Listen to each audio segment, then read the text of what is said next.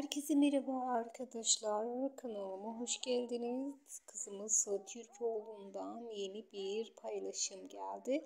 Sıla Türkoğlu son dönemler biliyorsunuz Firaz ve Doğa sahnesiyle ilgili yaşanan tatsız olaydan sonra ilk paylaşım geldi.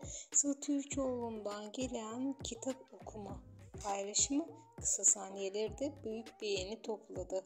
Sıla'nın sevenleri, hayranları kaç gündür böyle bir paylaşıma moral paylaşımı olduğunu söylüyor. Evet arkadaşlar, kitap okurken selfie çekip paylaşan güzel prensesimizden fotoğrafları sizlerle paylaşıyorum. Takipte kalın. Videolarımızı beğenmeyi unutmayın. Şimdilik bu kadar. Videomun ardında Sıla Türkoğlu ve nişanlısı Atay Yıldız'dan muhteşem kareler getirdim. Umarım beğenmeyi, kanalıma abone olmayı, videolarımı paylaşmayı unutmazsınız.